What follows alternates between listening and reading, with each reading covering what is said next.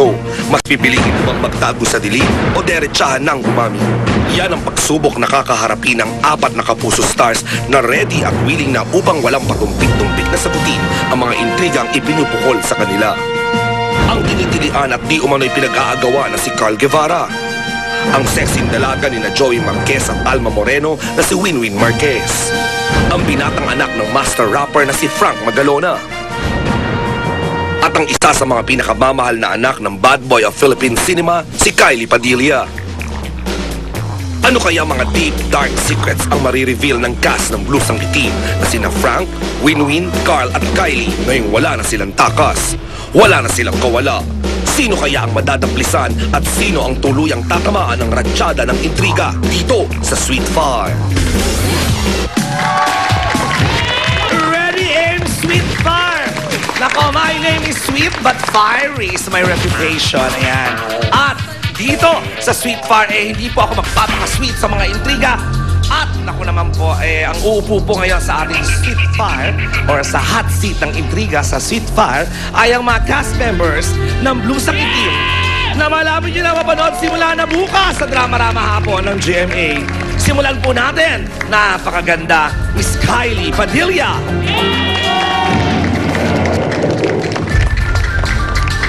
Ngayon ko lang siya nakita in person. Ako, napakagwapo palang bata nito, Frank Magalona. Sexy, the very fiery din, Miss Winwin Marquez. Nako, ang gwapo, abs pa lang, ulam na, Papa Carl Guevara. Okay, nako, welcome sa Sweet Fire. Grabe, ha? O, bago kayo, dalawang rounds ng mabilisang tanong ang dapat ninyong sagutin. Ayan, so may round 1, may round 2. Eto na ngayon.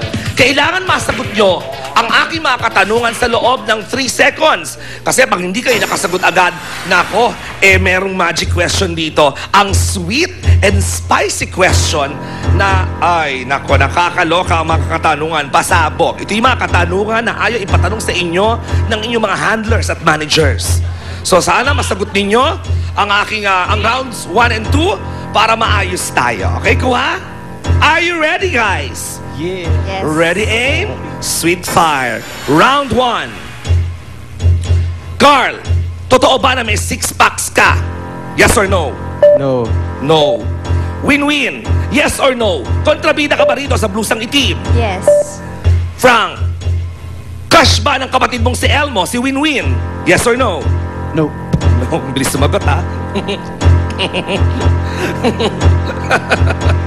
Natawa ako doon. Ano ba ito? Kylie, yes or no? Mahilig ka ba sa lalaking may abs? Yes. Ay. Simulan mo usapang abs. Bakit? Ano nangyari? Huli kita nakita, Carl. 6-6 yun. Binilang ko. 4 na lang ba ngayon? 4 na lang. 4 na lang. Ano ko nga? Oo. Tingnan ko nga. Ang gwapo na ito eh. Alam mo, marami nagtatanong. Kasi sa mga hindi ko nakakala, itong batang ito, lumaki ka rin ba na mataba ka?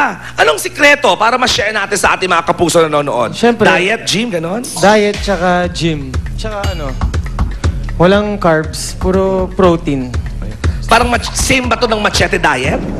Medyo iba. Medyo iba. Kasi may fruits. Kasi yung machete diet, kamote lang yata. Parang ganon yun, di ba? O ikaw ba, Winwin, komportable ka ba sa kontrabida role?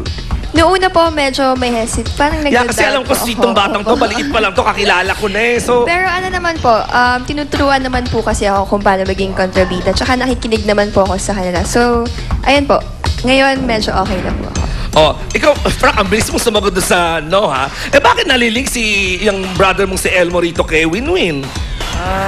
Wala naman. Anong kwento sa'yo ni Elmo? Hindi, kumbaga, sinagot kong no kasi parang, wala lang, parang, yun lang na feel kong sagutin. Parang you don't want to answer for your brother, di ba? Yeah. Ikaw, meron ka na bang showbiz crushes na Siyempre, may mga crush ako, siyempre. sino? Pwede ba magsabi ng 1, 2, 3? Ako, ang dami, 38.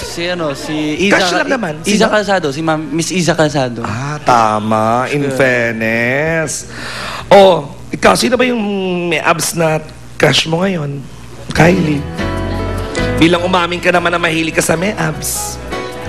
Si Kyle ba? Kasi may abs yan, 4 na lang nga, hindi 6. Pwede. Joke. Crush lang naman. Ito, nagsabi na Iza. Ako, ang dami kong crush doon. Spider-Man. Wow, Spider-Man. O, tingnan natin kung mabuking natin kung sino si Spider-Man. Dahil eto na ang round 2. Ready, aim, sweet fire! Halaka. Round 2 pa lang to, ha? Hindi pa to yung sweet and spicy. Nagugulat na ako. Carl, crush na crush mo daw si Kylie at gusto mo siyang ligawan, kaya lang may karibal ka. Yes or no? No. No. Win-win. Nape-pressure ka ba dahil sa pag-arte dahil mami mo ang napakahusay na si Miss Alma Moreno? Yes or no? Yes. Tama. Ay, gusto ko ito. Frank, true or false? Sinasadya mo bang makisabay kay Kylie tuwing lunch break ninyo? True. True. Alright.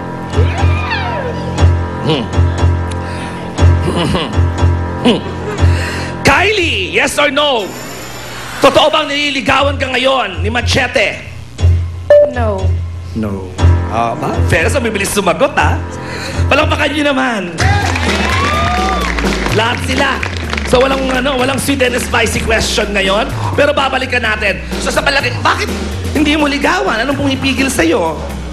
Siyempre, gusto mo ng work muna. Tsaka, hindi pa kami masyado nagkakakilala. Mas gusto ko pa mas makilala si Kylie. Tama naman. Importante yun. Getting to know you, ika nga. Ayan. Win-win talaga. Kasi I would understand your situation. My God, nanay mo si Alma Moreno herself. Ako nga, napipressure ako sa itsura kay Alma Moreno. What more pa yung anak? Natatakot po kasi ako baka ma-compare yung acting ko sa Precisely, mom ko. Yun oo. lang po. Kasi po si mama, medyo kilala na po siya sa business. So, gusto ko lang po mapantayan kung ano yung na-achieve niya dito. Correct. Hindi, ang magandang sa mami mo, di ba siya yung talagang yung mga pelikulang sexy na drama? Ikaw ba, would you go sexy in the future?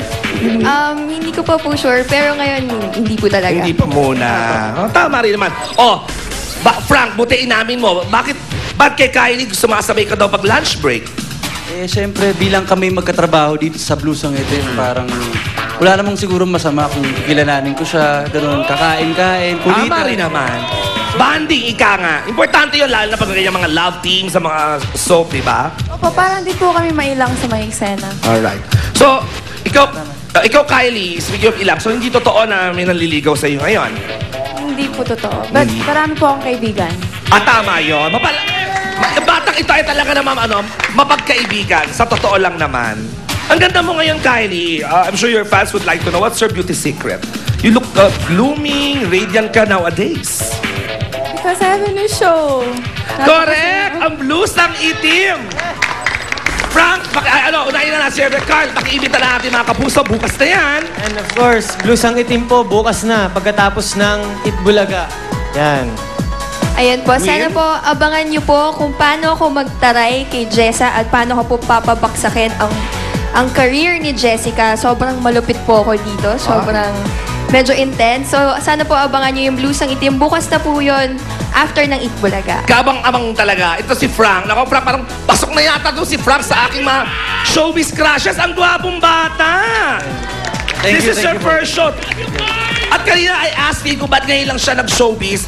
Nagtapos naman pala ng koleyo itong batang to. Siyempre, Nakaka-proud. Studies muna, nag-focus muna ako sa studies. So, yun. Abangan niyo po bukas, Blues ang Itim. Pagkatapos po ng Itbulaga yan sa Drama Rama sa hapon sa GMA 7. Yun, ako po si Angelo Soriano doon. Tapos assistant ko po si Miss Kylie Padilla po. Kylie? Ayun. As Jessa. Ayan. Jessa. Kaya gusto ko malaman, Frank, bilang first show mo ito, nag-workshop ka ba? Anong preparation ang ginawa mo? Yes, nag-workshop po ako under Miss Ruby Ruiz dito sa GMA 7. Tapos, yun, 2 sessions. And then, nagtatanong ako mga tips sa mga kapatid ko. Tsaka syempre, mom ko may full support din sa pag-arte. Tama, ang gwapo na ito ni Franco. Tsaka tama yan, nag-aral muna para hindi matulad sa ibang artista na dinampot sa pansitan. O, eto na po ang napakaganda ngayon. Jessa, Blues ang Itim, Kylie Padilla. Kylie, invite your fans. Yes po, manood po kayo ng Blues ang Itim. Sigurado po kami na ang lahat po ng mga nanood ng pelikula na yung original na Blues ang Itim, magugustuhan niyo po to kasi lalo po namin pinaganda to. And I'm sure na yung story, mas makaka-relate po yung mga tao. Yun na. Nako, na-imagine ko na yung blues ang itim simula na yung bukas sa drama-rama hapon ng GMA pagkatapos ng Itbulaga. Samantala, hindi bukas, agad-agad mamaya ang detalye ng engagement ni Miss Pia Guanyo. Diyan lang kayo, ibabalik ang Showbiz Central.